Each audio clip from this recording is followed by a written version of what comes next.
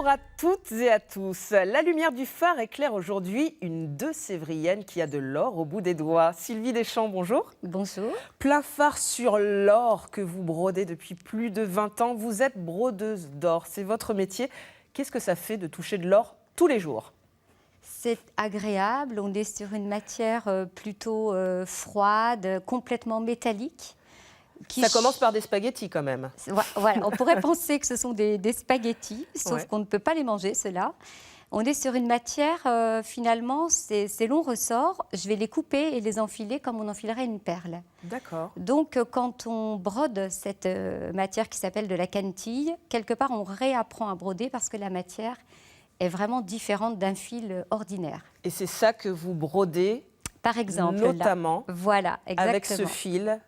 Voilà. d'or. Alors, ce fil d'or, il est vraiment posé sur le tissu. Il ne va pas passer en dessus et en dessous de la matière. Il est vraiment appliqué sur le dessus, comme on maintiendrait une perle. D'accord. Voilà, c'est un fil de coton qui, lui, fera le va-et-vient voilà, au-dessus et en dessous de la matière. Ah d'accord, c'est pas avec le fil d'or que vous brodez directement. Voilà, c'est ça. C'est pour l'extérieur. Exactement. D'accord. Là, vous brodez sur du cuir. Donc là, c'est le travail directement sur du cuir pour une malle à vin, le logo des terres de la Mandière, ici, avec une broderie plutôt qui confronte le traditionnel et le moderne. D'accord. Voilà. Ça vous vient d'où, cette passion pour l'or et pour la broderie? Parce que l'un ne va pas sans l'autre pour vous? Pour moi, c'est vrai que l'un ne va pas sans l'autre. La matière, cette fameuse cantille qu'on a vue tout à l'heure, ces spaghettis, c'est vrai que c'est vraiment cette matière-là qui, quelque part, m'a choisie. Quand je l'ai eue entre les mains, j'ai plus eu envie que ça s'arrête. Plein phare sur vos débuts, justement. Comment tout a commencé? Il y a Rochefort dans votre histoire, forcément. C'est l'arsenal de Charente-Maritime. Oui. Et c'est là qu'il y a votre atelier de broderie d'or, le bégonia d'or. C'est là que tout a commencé, Exactement. il y a plus de 20 ans. Voilà. Et c'est en allant à une porte ouverte au lycée de Rochefort, le lycée Jamin, j'ai justement découvert cette section de broderie au fil d'or. J'ai touché cette matière. Et vraiment, cette matière m'a plus choisi que je n'ai choisi vraiment le métier. Qu'est-ce que ça vous a fait? C'était un éclair? Vous êtes transformé en or? Ça a été... voilà, j'ai touché cette matière. J'ai vu la possibilité de faire une multitude de choses avec, de créations vraiment variées. Et je me suis passionnée pour ce travail-là. Je savais que je ferais un métier d'art. Et quand j'ai eu la matière entre les mains, j'ai tout de suite su ce que ce serait. Ce serait brodeuse au fil d'or. Et ça demande quelle formation? Alors, à l'époque où j'ai fait ma formation, il n'existait que le CAP comme diplôme. Donc, quand je suis sortie du collège, j'ai fait cette formation-là. Et puis, très vite, je suis partie à Lyon. Voilà, j'avais à peine fini mes examens que le 1er juillet de la même année, je démarrais ma carrière à Lyon. Et après, vous êtes revenue à Rochefort? Je suis revenue à Rochefort, pour voilà. prendre en main cet atelier, le bégonia d'or? Exactement, voilà. Pour des raisons familiales, je suis revenue et je dirige depuis plus de 20 ans, en effet, cet atelier à Rochefort. On découvre là cet atelier. Vous êtes combien à y travailler? Nous sommes 3 personnes. Alors là, on voit Thierry, qui est aussi mon paxé dans la vie. D'accord. Et qui m'a rejoint dans l'activité et qui, lui, s'occupe de l'animation des stages loisirs. Donc, initiation et spécialisation.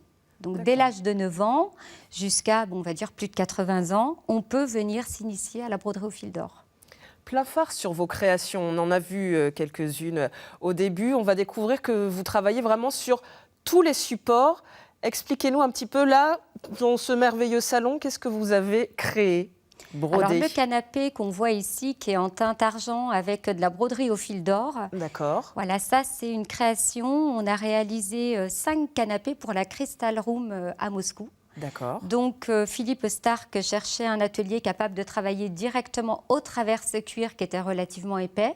Ouais. On est sur de la pleine fleur, donc 3 mm d'épais. Il avait scruté, on va dire, différents ateliers à Paris et personne n'arrivait à relever le défi. Et quand l'agence Stark m'a appelée pour ce projet-là et m'a parlé de la matière, je me suis dit, quand même, du cuir aussi épais, d'emblée, j'ai senti le problème. Ouais. Et je dis, oui, écoutez, c'est vraiment une difficulté, cette matière-là. Et on me dit, oui, mais justement, tous les ateliers parisiens nous disent ça. Et personne ne veut relever le défi de travailler. Et ça, quand on me dit ça, je veux le faire. Donc, C'est un défi supplémentaire pour vous, une motivation supplémentaire. j'aime bien relever des défis comme ça, incroyables. Et c'est vrai que c'était Et particulier. comment vous avez réussi? Parce qu'il vous faut une machine pour planter Non, c'est tout l'aiguille. fait à l'aiguille, avec les mêmes aiguilles, des matières très fines qu'on va utiliser. Donc, simplement, c'est une technique que j'ai appris à Lyon pour de la restauration d'art liturgique qui m'a permis de la retranscrire sur le cuir. Et ça a bien fonctionné. Donc, j'ai fait un échantillon. Ça a beaucoup plu à Philippe Stark. Et de là, on a fait la série les 4 canapés. Puis un 5e est venu après en commandant. D'accord. Voilà. Là, on découvre une autre œuvre que vous avez réalisée, on peut le dire comme ça. Absolument, oui. Donc là, c'est Philippe Kramer, qui est un designer genevois et qui nous a fait réaliser la plus grande broderie de ma carrière, puisque ça fait quand même 2,50 m par 3,50 m. Ouais.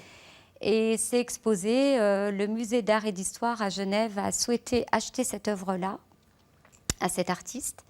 Et là, clairement, je demandais, moi, le dessin à l'échelle réelle. Donc, on voit une prairie et on voit des arbres sur les côtés. Ouais. Et tout ce qui est fait là est fait au fil d'or avec la fameuse cantille, avec les fameux spaghettis, comme ça qu'on a vu tout à l'heure, dans des ors mat, brillants, frisés. Donc là, on a notre part de création, puisqu'on choisit où on met la brillance, où on met l'aspect mat, où on met les volumes également. Ça vous demande combien de temps de faire... Alors là, c'est une création exceptionnelle, mais tout de même... C'est une création assez exceptionnelle qui nous a demandé en moyenne pas loin de 500 heures de travail. 500 heures, Ouais. d'accord. Réparti comment Or, réparti sur toujours des délais assez courts. C'est vrai qu'on a... Vous pouvez travailler 7 jours sur 7 pour rendre à temps? Alors ça, c'est plus quand on est dans l'aspect, en effet, haute couture, prêt-à-porter, on a des délais très très courts. Donc il faut en effet, comme on est une toute petite équipe, travailler nuit et jour. Donc ça, j'ai fait ça moi jusqu'en 2012, puisque maintenant je travaille plus pour la haute horlogerie. Donc les délais sont quand même, somme toute, raisonnables. On va découvrir voilà. d'autres créations justement que vous faites. Vous parliez de haute couture. Là, c'est l'art liturgique. Alors ici, voilà, je suis dans la restauration d'or froid pour le Clos Lucé, Ouais. la chambre de Marguerite de Navarre.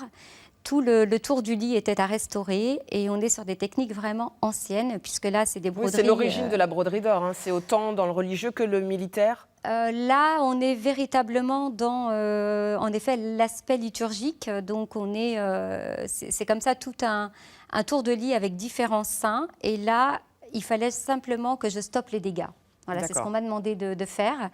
Et on est sur des techniques anciennes qui remontent quand même au XVIe siècle. Ça fait un peu restauratrice. Là, c'est de la restauration. Pour le coup, oui. de patrimoine. Exactement, oui. Là, on reste dans le religieux pour préparer. Alors là, c'est vrai qu'on est avec Jean-Michel Othoniel, un artiste plasticien qui est très connu. Et on a la chance, c'était la 4e œuvre pour lui. Et finalement, là, on va réaliser des rideaux pour la cathédrale d'Angoulême. D'accord, voilà le résultat. Voilà le résultat, oui. Et donc là, la demande, elle était quoi, ces petites pastilles d'or Tous ces petits sequins, voilà, en or. Jean-Michel Othoniel avait choisi notre atelier pour réaliser justement ces rideaux. Et je lui avais demandé de venir pour parsemer justement les sequins selon l'idée qu'il avait lui. Et on les a vraiment restitués comme il avait envie que ce soit fait sur les rideaux. Et c'est donc dans la salle au trésor de la cathédrale d'Angoulême. Plein phare sur vos clients. Ils viennent du monde de la haute couture, vous en parliez tout à l'heure. On va découvrir une jolie robe que vous avez réalisée qui peut faire très envie. Ouh. C'est vrai que c'est des robes bijoux, pour ainsi dire. Elles sont brodées d'or, de cristal. Là, ça demande combien de temps de travailler sur une robe comme ça? Travailler sur une robe comme ça, on est à minima, c'est 550 heures de broderie. D'accord, c'est autant que de la broderie. Oui, juste ça. Oui. D'accord, parce qu'il y a d'autres. Après, il y a d'autres choses dorées que vous mettez sur la robe. qui ne sont pas brodées? C'est vrai que cette robe, on la reçoit en kit. On va broder une manche, l'autre. Elle sera assemblée ensuite et les derniers points seront faits une fois les coutures faites. Donc on est vraiment sur du sur-mesure et ces robes qui sont des vrais bijoux sont vraiment exceptionnelles. Et là, pour le coup, on travaille, vu qu'on est une toute petite équipe, on travaille jour et nuit.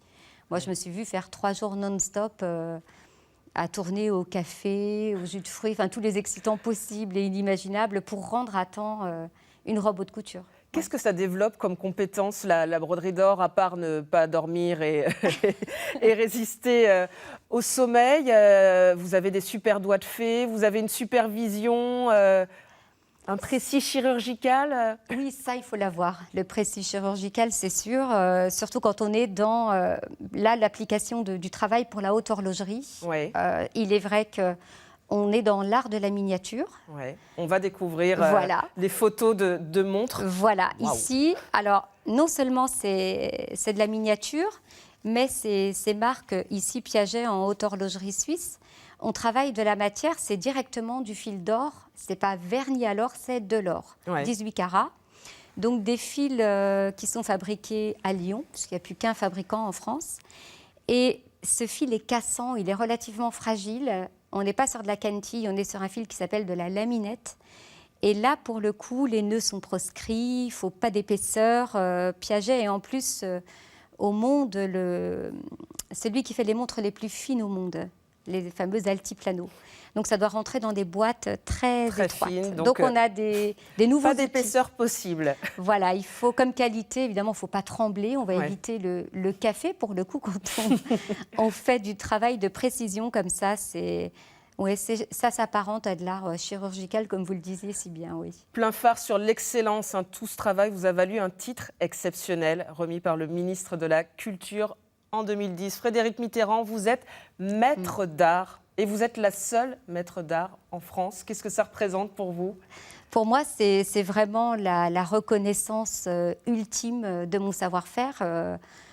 C'est vrai que quand j'ai su que j'allais être nommée maître d'art, ça a été un moment grandiose, une cérémonie grandiose avec en plus ce ministre de la Culture à l'époque qui est exceptionnel, qui a fait beaucoup pour les métiers d'art en plus. Donc c'était un moment vraiment privilégié.